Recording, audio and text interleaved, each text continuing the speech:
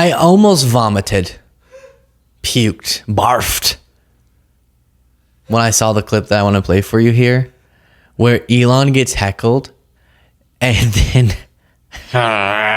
something, you'll see. But his response is just, oh.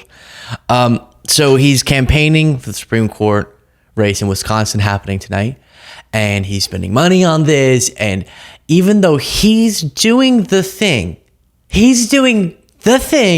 that MAGA always said George Soros was doing, and they would wildly distort the facts of what George Soros, the more liberal billionaire, did in investing in races as well do people do. Elon Musk is actually the guy who came along and spent this insane, unprecedented amount to get access to administration, and then now doing the same thing with the Supreme Court race in Wisconsin. And here, someone who's fed up with that, understandably, heckles Elon, and watch his reaction.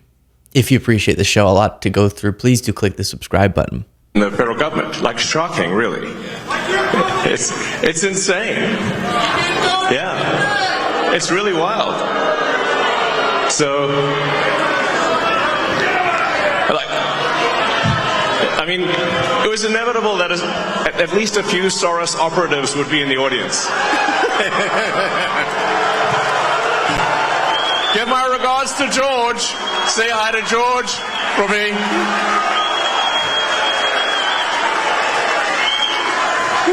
USA, USA. I can't even. I can't imitate it. Gosh, what's that noise that is coming out of him? It's not a laugh. What? It was inevitable that at least a few Soros operatives would be in the audience. That's not the problem. You laugh away, but the joke was that people aren't actually upset with him. They keep doing this, which honestly, because they keep saying, oh, people showing up to constituent town halls, constituents who are saying that they themselves are Republicans and veterans, and saying we are fed up with the fact that they're taking away our benefits, gutting our programs just to trade that off for a big tax cut bill that will benefit the tip top of our economic ladder. And they keep going, oh, they're all paid operatives, and George Soros, the just ever indefinite boogeyman for them, that he's actually funding everybody, and none of this opposition is real. Fine. Believe it. Please believe it. Great. Believe it. I'd love for you to, because that's going to lead to something really bad when people finally get a chance to express in their voting how they really feel. Say hi to George for me. But this is another moment.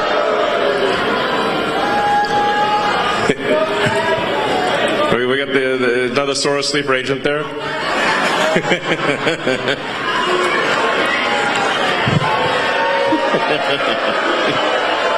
It's such, you know what? Yes, I almost never want to make my analysis about things that are so unimportant, like the noise coming out of someone's mouth. There's more important things. But also, why does he have a villain's laugh? He's a villain in real life. He's literally taking food away from hungry children, and also happens to be villainous, like in the movie with his laugh.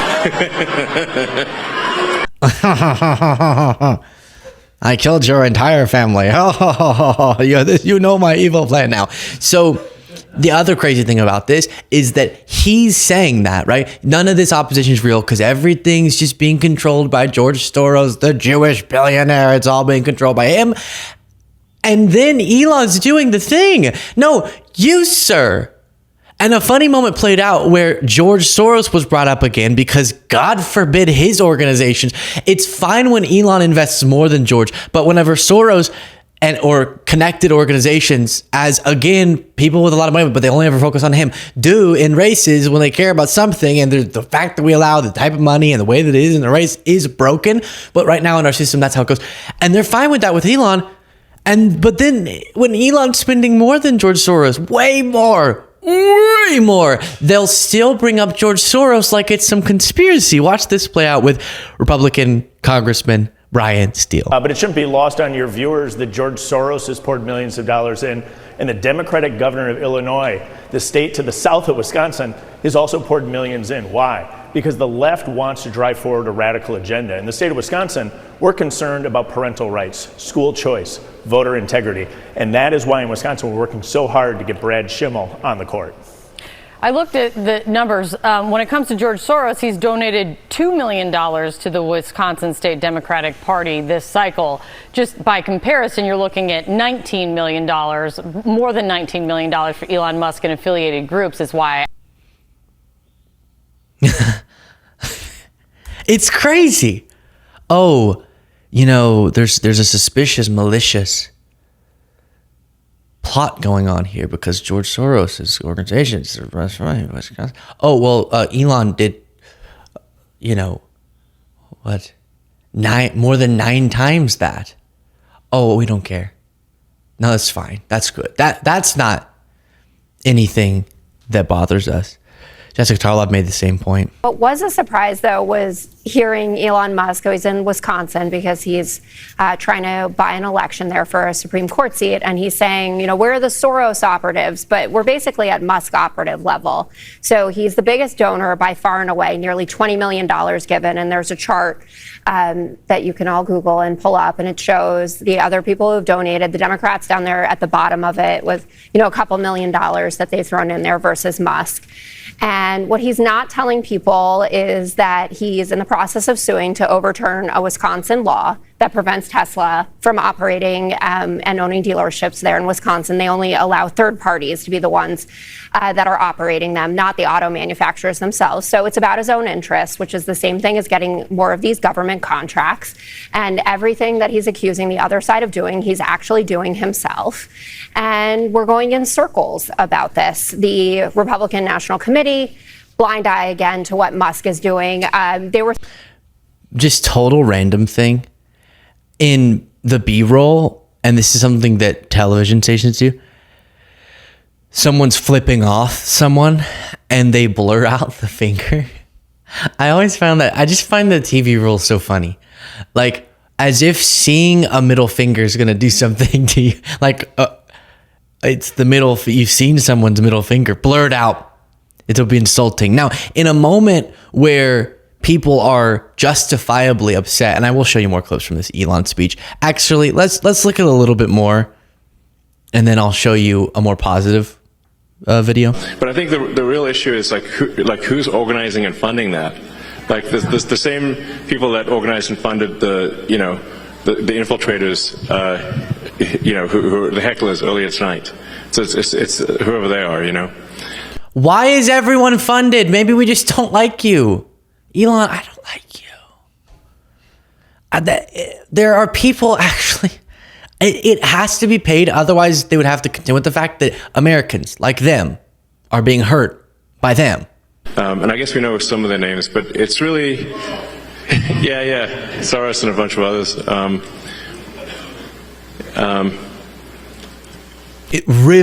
Riveting stuff there, right? I'm not sure really sometimes I wonder, what is their goal? Like, what's their aim? I guess, is it communism, I guess, is a part of it, or just, I don't know. I mean, what is their goal? I've dismantled organizations that seek to protect consumers whenever people defraud them, but then they are all of a sudden upset about it. And I gutted literally food assistance. I gutted literally investments in health clinics. The VA currently is being gutted. But what people are upset about that? What are they upset by the most rich person in the world gutting the very institutions that help to keep them alive? Why would that bother them? Communism. It must be because of communism. Oh! No, I can't. That was bad. I can't even do that laugh. Maybe so. Maybe. No, it's actually that everything's not. You know how they think that we overuse the word fascism? Their uses of the word communism just rips all meaning of it altogether. But what do we want to see, right? It's not just that people are going to be upset, but we hope the leaders that also oppose Elon and Trump will do something. I know that the understandable part of how they can't, through the levers of power, do that much because the House is a Republican majority, the Senate Republican majority, Trump has the White House, but we at least want to hear some loud, aggressive opposition. And one person who decided he would take it upon himself to do something was Cory Booker, the Democratic senator. New Republic reports Cory Booker's marathon anti-Trump Senate speech passes 15 hours. And now it's up to 20 hours. By this time this comes out, who knows? Senator Cory Booker is in hour 15, now 20 of a Senate floor filibuster at the time of this writing. It's not technically a filibuster since no legislation is being blocked. The New Jersey Democrats' lengthy speech will likely disrupt the Senate schedule if it goes past noon. It is getting press attention. It's disruptive, and it puts emphasis on how fed up he is with what is being done. He said as a part of this long marathon filibuster type speech that Doge Trump have displayed a complete disregard for the rule of law, the Constitution, and the needs of the American people. The speech is one of the more aggressive anti-Trump actions the Democratic Party has taken, and it's certainly a louder, more direct demonstration than the protest signs some Democratic lawmakers held up at the State of the Union. And Booker's been supported by some other folks. He's read personal accounts from citizens and non-citizens living in fear of things like Musk and Trump's cuts to Social Security or ICE detainment. And here's just a little taste of what he's been doing for hours and hours and hours. And now it's our generation. We have to redeem the dream. We have to excite people again. He, in the highest office of our land, wants to divide us against ourselves, wants to make us afraid, wants to make us fear so much that we're willing to violate people's fundamental rights. We're willing to go after the speech on college campuses. We're willing to go after law firms, go after the freedom of the press. Don't let him do that. Don't become like him. Be an American that says, I look to the future and I'm excited. Yes, things are tough right now. They're hard, they're scary, they're hurting, but we can overcome this. Our American history, if it's nothing else, American history, if it's nothing else, it is a perpetual testimony to the achievement of impossible things against impossible odds. We are a nation that is great not because of the people that are trying to whitewash our history. To remove great people, Native Americans, black people, and women from our military websites. I don't want a Disneyfication of our history. I don't want to whitewash history. I don't want to homogenize history. Tell me the wretched truth about America, because that speaks to our greatness. And so what do I want people to do? It starts with us, man, and you're doing it. And then he goes on to say at one point, again, going on for 20 hours, I can't imagine the exhaustion. That's the point, because that's what's going to get attention to the fact that, hey, at a point where the Democratic Party has record low approval rating, at least someone's also pissed. And he says some of this means looking at themselves in the mirror. Nay, behold, Lord, here I am. And so I confess that I have been imperfect. I confess that I've been inadequate to the moment. I confess that the Democratic Party has made terrible mistakes that have given lane to this demagogue. I confess we all must look in the mirror and say we will do better. And it's not just defining ourselves what we're against. We, the next generation, as the baby boomers are leaving the stage, the last baby boomer president, we have to say that we're going to redeem the dream. We're going to dream America anew. We're going to start talking about bold things that don't divide people, that unite people. Bold things that excite the moral imagination of a country to do better, to go higher, to call us together. This is the time where new leaders in our country must emerge. And so again, for hours, he was reading personal testimony of people who have been impacted, as we keep being told by the Musks that nothing bad has been done. Elon Musk says, I haven't done a single harmful thing. Real testimony tells a very different story, and that's what Booker's trying to give attention to. And I do like that he's willing to say the Democratic Party has effed up.